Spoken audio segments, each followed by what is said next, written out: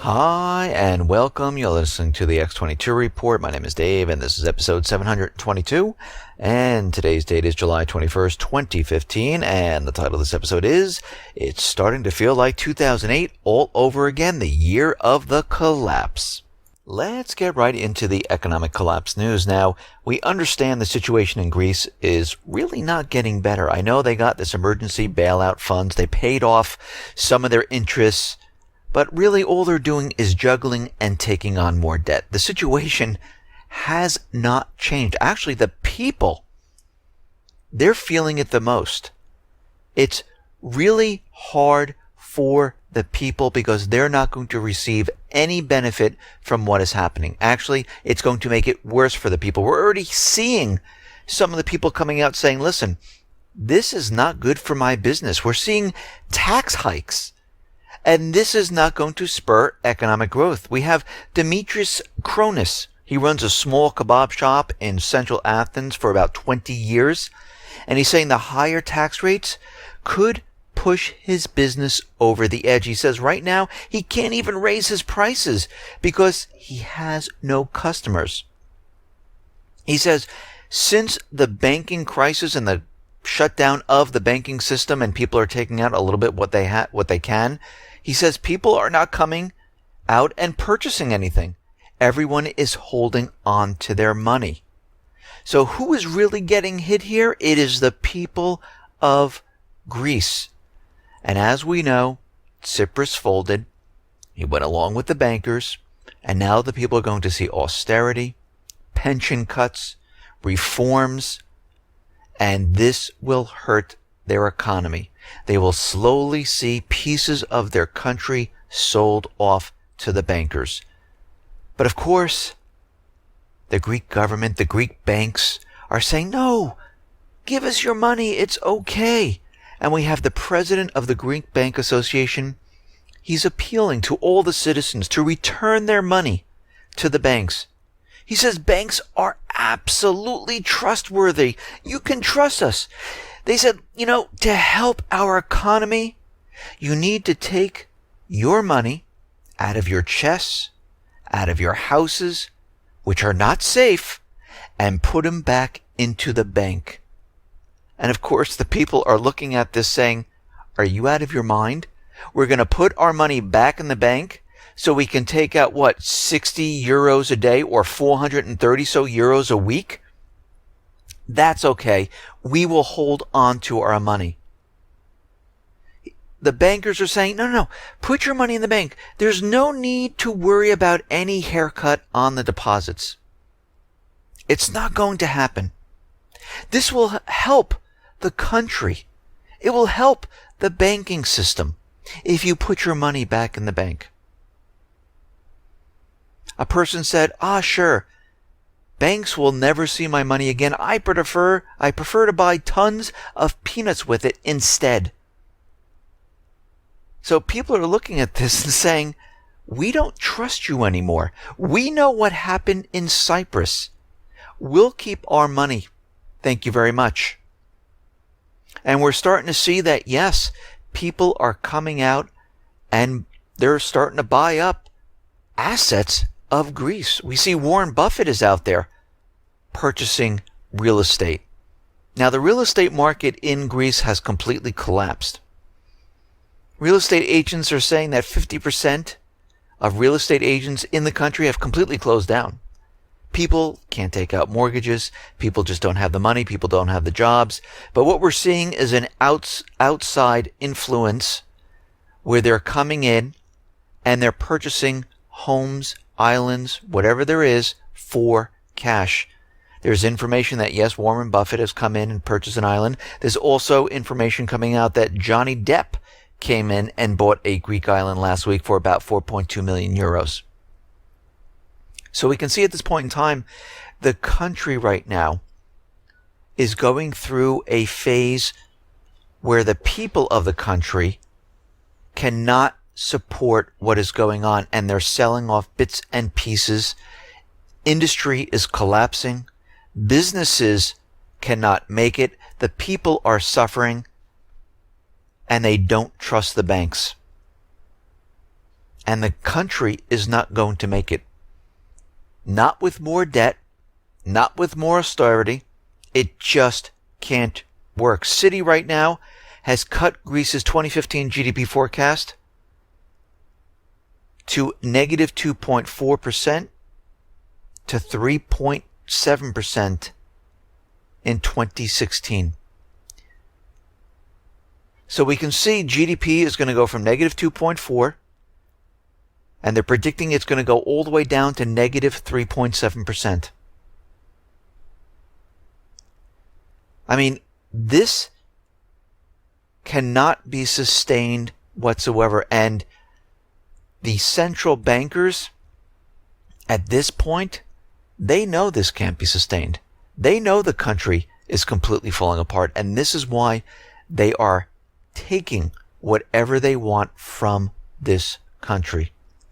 Right now, the Greek MPs, they're going to vote on Wednesday 2 laws that could make or break the country's prospects of an international bailout. Remember, they have 2 things they need to do here. The bankers want them to reform their banking laws, and they want an overhaul of Greece's civil code. And of course, they have all that austerity. They have to cut the pensions. And there's going to be a vote on Wednesday, and we'll have to watch this to see how this turns out. Now, we talked a lot about how Tspiras might have turned to Putin and asked for help. Well, we're starting to find out that he actually did ask for help. They had a plan B involving an emergency 10 billion loan from Putin, which would have been used to fund a new Greek currency. This is what they had planned. According to Greek Reporter, Prime Minister Tspiras has asked Russian President Putin for $10 billion in order to print drachmas. Moscow's response was a vague mention of a $5 billion advance on the new South Stream natural gas pipeline construction that will pass through Greece. Tspiras also sent similar loan requests to China and Iran, but to no avail. So right now, Putin was going to give them an advance of $5 billion for the South Stream gas pipeline. China and Iran, they really didn't answer. And because of this, he had to accept, well, he didn't have to. He went to the bankers and they kind of twisted his arm, threatened him. You have no way out. You must accept what we are giving you. And we can see at this point in time, this is what had happened, because we saw the new Drachma design. We saw the Drachma floating around in Greece. We knew that Tspiras had many meetings with Putin. We knew they agreed upon the Turkish pipeline. And we knew something was going on in the background that you didn't know about. And as soon as he couldn't get Russia and China or Iran to help out, the only other place was the bankers. Now, I think he probably should have done it on his own, without the backing. Take the hit, because right now they're no better off. And we can see at this point in time, other countries are looking at the situation and saying, you know something, we cannot stay with the Eurozone, because as we can see, as countries pile on the debt, unemployment goes up, youth unemployment goes up, austerity is pushed on the people, and the country just doesn't grow. And we've seen countries now pushing to leave the Eurozone. Austria setting up a petition. Finland now setting up a petition. And they're getting signatures, and they're looking to get at least 50,000 signatures to submit this to the parliament for consideration. Because the people realize they're in a situation where it's not going to improve. The situation's going to get worse. And we see Spain, Italy, Portugal, France, and many other countries, they are not doing well. High unemployment, high youth unemployment. The situation is not going to get any better anytime soon. They can keep talking about recovery. They can say GDP is going to be 1,900%. But as we know, this is just talk. This is predictions. It's not reality. Reality is they have no plan to create jobs, to spur economic growth. The only plan they have is to push these countries further and further into debt. Here in the United States, what are we seeing? We're seeing the same exact thing. Think about this for a second. 1 in 5 U.S. children live below the poverty line. That's in the United States. Right now, we have more children in poverty than during the Great Recession. What does this tell you? This tells us we are in a situation where the entire economy is collapsing. 22% of American children live below the federal poverty line in 2013, up from 18% in 2008. And this is when they were telling us that we're in this incredible recovery. What do you think it is in 2015? It's actually much worse. And it's not going to get any better anytime soon. I mean, the corporations right now, they are continually laying off people. I mean, it's not just 100 here or 1,000 here. We're talking tens of thousands of people being laid off. I mean, we're seeing the earnings reports come in for Yahoo, Microsoft, Chipotle, and it doesn't look good. They missed expectations. Revenue is dropping. IBM right now, second quarter revenues of $20 billion. This is not only missed expectation, but was a plunge of 13.4% from a year ago. Well, I thought the economy was getting better.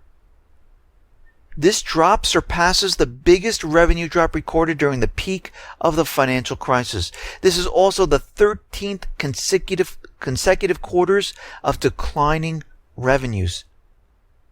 I mean, if we go back in time to 2011, their revenue was 0.3%. Right after that, going into 2012, it dropped negative 3.3%. And stayed around that area. 2013, we're looking at negative 6.5%. 2014, a negative 11%. And here we are in 2015, negative 13%.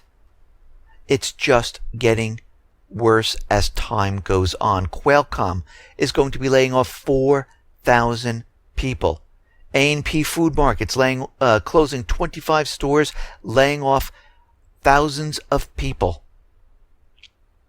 What is happening here? We're starting to see a repeat of 2008. During the early part of 2008, going through the summer, layoffs were occurring. Things were not looking good. The stock market was bobbing up and down. We're starting to see the market bob down today by almost 200 points. We saw this a couple days ago when the stock market was shut down. The market was completely down, and they completely shut it down. And we're starting to see things, and this is coming out of the Economic Collapse blog, that there are 4 things happening right now that indicate a financial collapse is imminent. So we always look for patterns, we look for signs, we look for indicators. Now, we're not always right. Sometimes we're off. Sometimes it takes a little bit longer. But eventually, it does happen. I mean, people write into me all the time and they say, hey, you said this was going to happen at this time. Well, it only took 3 more months, and it did happen. Sometimes you can't say exactly when it's going to happen or when something is going to happen. I mean, I said that going way back, the yuan renminbi was going to be looked at as a reserve currency. And here we are in 2015. I probably said it in 2013.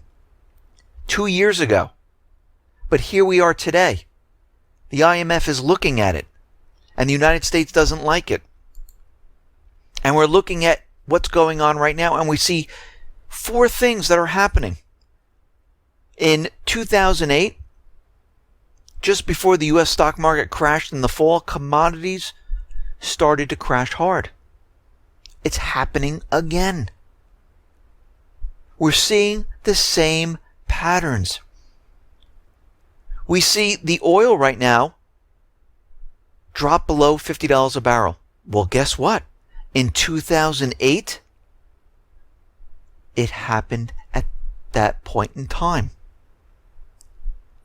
So that's very interesting. We see gold being suppressed right now, pushed down. In 2008, during the run-up to the financial crisis, gold almost reached 1,000, and all of a sudden by October, it crashed to 700. And this is when the stock market crashed. And then all of a sudden, gold took off. The U.S. government central bankers, they couldn't control it. They tried everything they possibly could to keep it down, but they couldn't. We saw back in 2008, the U.S. dollar went on a very impressive run. Now, the U.S. dollar is experiencing a similar rise. We are seeing the same signs occur once again. We're seeing mass layoffs. We're seeing the same exact signs. We're worse off than we were before. Retail, real estate, falling apart. Millions of people out of the job market, which is worse than to the run-up to 2008. Peter Schiff is out there saying new indicators suggest the United States could be on the verge of an economic collapse. Over the last 7 years, the Federal Reserve has kept interest rates near zero to encourage politicians and investors to borrow money. When interest rates are low, the debt is relatively easy to manage. But Schiff argues that as soon as the interest rates goes higher, the country becomes insolvent. This is the scenario which took place in Greece, and it's going to happen here. And we're getting another indicator that something is occurring. The federal regulators are directing the 8 biggest U.S. banks to hold capital at levels above industry requirements to cushion against unexpected losses and reduce the chances of future taxpayer bailouts. Just in case there's an event, we know the Treasury is keeping cash on hand just in case there is an unexplained event that might occur. The banks include JP Morgan, Citigroup, Bank of America. It's all the same players. The new additional layer of requirements for the biggest banks also exceeds the levels mandated by international regulators. And people are saying, well, if they take on more capital, that means they're going to freeze up credit, access to loans. And this is going to cause a problem. Didn't we see this in 2008? Yeah. And they're telling the banks something is coming. You need to be prepared. And you know what's going to happen.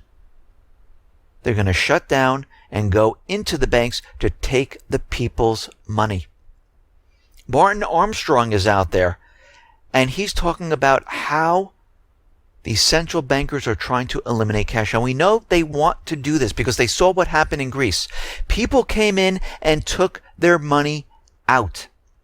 And now the banks are begging the people to return the money because it's very hard to do a bail-in when they don't have money in the banks. And I'm talking about the people's money. Well, he has sources in Germany. And right now, Germany is replacing bank cards and eliminating cash withdrawals. The new cards cannot be used at ATMs outside of Germany to obtain cash. Any attempt to get cash can only be as an advance on a credit card, loaned out. It's really not yours.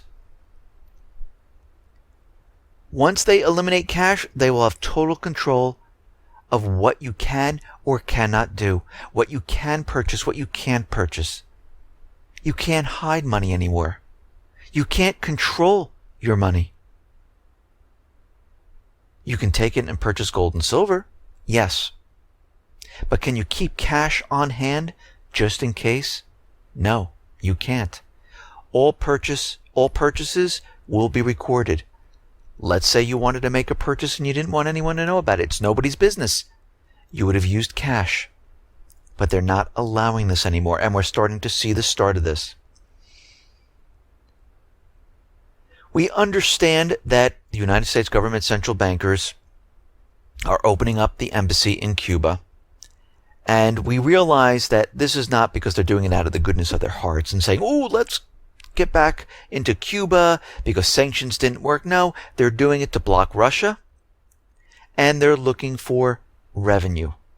That's it. They realize the system's coming down, and all of a sudden, we're starting to see information where corporations want Cuba to pay them back when Cuba nationalized U.S. assets on the island. Back in 1959, when the U.S. placed sanctions on Cuba, Cuba introduced nationalization over $1 billion worth of U.S. assets on the island. In 1961, the United States broke off relations with Cuba and imposed trade and travel embargo. And now, the corporations, the U.S. government, they want to be reimbursed. How interesting. We understand the yuan, which I just mentioned, is going to be looked at by the IMF. They already have teams in there looking at it, and this fall they're going to make a decision. And we see from China, they're actually coming out and saying that, yeah, this is why we've been purchasing gold. This is why we're continually purchasing gold.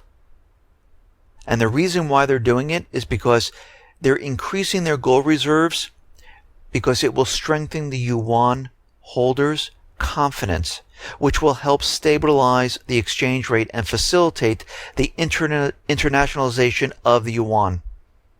A more important role of gold reserves lies in risk prevention. It helps boost confidence in country's currency and reflect the country's economic and financial strength. This is the reason they are doing this.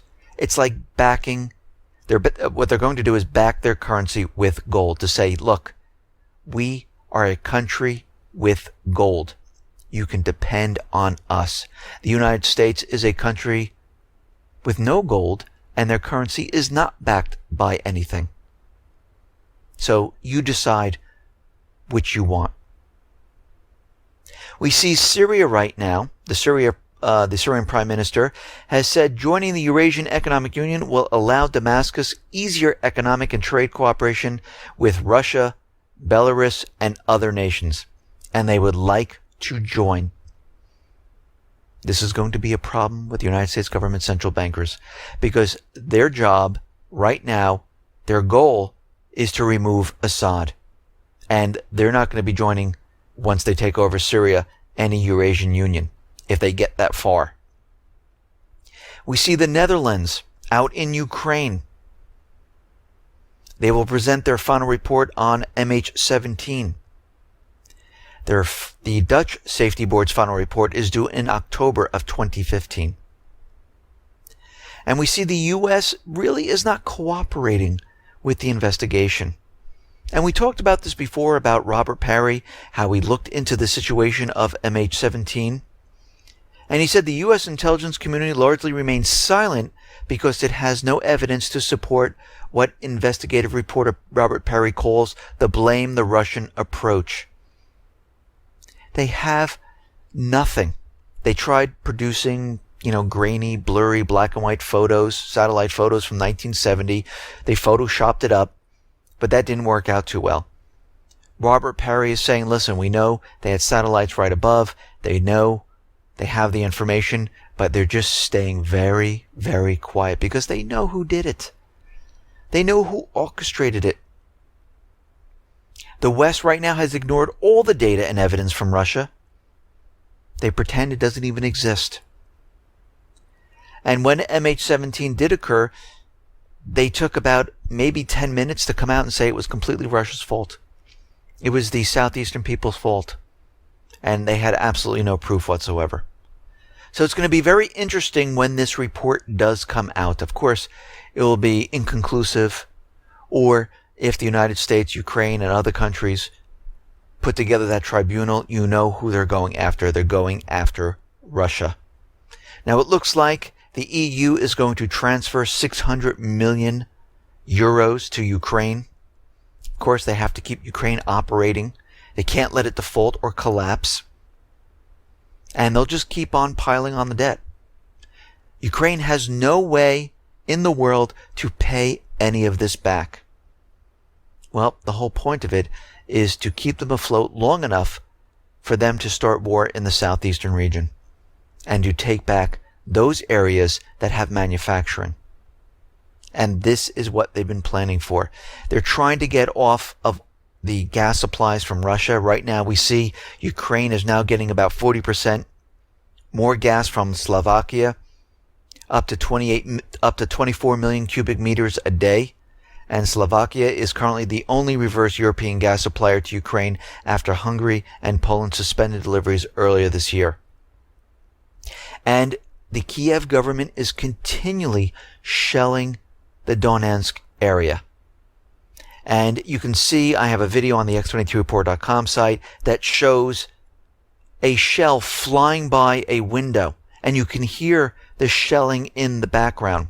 And it hits someplace in a residential area. We see the OSCE is having a very difficult time confirming the withdrawal of weapons on Kiev's side. The OSCE said that it is unable to state unequivocally that all the weapons that were withdrawn from the contact line are at places of dislocation. They're saying every time they go to a place, weapons are moved. Weapons that are supposed to be there are not there anymore, and places where they go, where they're not supposed to be weapons, there are weapons. What they're doing is they're moving things around to confuse the OSCE, to convince them that, yeah, we're moving our weapons away, and those places they don't want them to see, they say they're restricted. So you can see what's going on right now. And then we have the right sector right now causing problems in Ukraine. Up to 6,000 supporters are gathering in central Kiev. And it seems like this might be driven by the United States government central bankers for another coup. I think Poroshenko is not doing what they want, and that is pushing towards the southeastern region. And it looks like they're using the right sector once again to push a coup d'etat and maybe remove Poroshenko at this point in time. Ukrainian volunteer battalions, primarily made up of right sector groups, are looking to have a new Maidan. And they're focusing on Kiev. They're looking to oust Poroshenko. And it seems like there's going to be problems inside Kiev, which could lead to a disastrous situation where an all-out war breaks out. And we're going to have to watch that situation very, very carefully. Now, the Russian army, they've showcased a state-of-the-art military equipment in the city of Sevastopol on the Crimean Peninsula. And the new weapon they have is Platform M combat robot. And it kind of reminds me of the Terminator. I think it was the T1 in the movie Terminator. And it looks just like that, where the Platform M is a remote control robotic unit on a crawler arm with a grenade launcher and rifles. And we're looking like we're heading in that direction. And I have a video on the X22Report.com site if you'd like to come and see that. We see right now Iran is questioning the agreement that all the nations put together, because in the agreement they also included conventional weapons, ballistic missiles, and they're saying this is not part of the nuclear agreement. And we have to remember that this agreement was put together most likely by the central banking group, because their agenda is to get into Iran and to get into their central bank and place the dollar on their natural resources to prop up the petrodollar. And then we have another entity where they want that government in Iran completely removed. They want control of the entire country, the land, the natural resources. So we have two things happening right now, and we have two agendas going on in Iran. But the goal is always the same. The goal is to take over the natural resources and to prop up the petrodollar. And we can see right now Iran is out there saying, listen, there is no place in our defense doctrine for unconventional weapons, and we consider keeping and using such weapons to be religiously prohibited.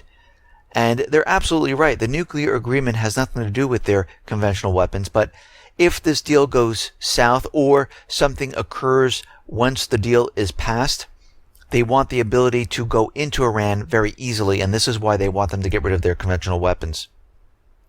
We see out in Syria, the Syrian Prime Minister is saying, listen, this U.S.-led international coalition in Syria, it's completely unproductive in the fight against terrorism. They're not coordinating with the Syrian government. They're not hitting the Islamic State. They're hitting the infrastructure of Syria. And it seems like it's not working whatsoever. And we know it's not, because we know the United States government central bankers, they're not going to hit their own proxy army. That's not what they're there for. They're there to destroy the infrastructure, to clear the way for the proxy army to march into Damascus and to remove Assad. This is why there's no coordination. This is why the United States and the coalition join up with China and Russia. There's a reason this didn't happen. The reason is because they have a different agenda and a different goal. Now, of course, Russia and China, they know what is happening here. So does the Syrian government. They know that all of this is part of their agenda. And we can see right now they're doing whatever they possibly can. Russia is trying to do this peacefully, having both sides meet. It's really not working out. The United States and the coalition forces are continuing the propaganda that they're fighting terrorism in this part of the world. And eventually, something will occur, because this is really not getting them anywhere. And eventually, they're going to need boots on the ground to take over parts of Syria. And right now, they do not have the ability to do this. And we can see we are definitely leading up to this. And it's only a matter of time. I mean, look, if we go back to August of 2013 with the sarin gas attack, fast forward to 2014 in that summer, when all of a sudden we had the Islamic State move into Iraq, up to Syria. And now here we are in 2015 in the summer. So we can see the next phase is ready to go. All they need is the green light. And this is what we are watching for. Listen, everyone, thanks a lot for listening. Be well, be safe, and especially be prepared. Thanks a lot.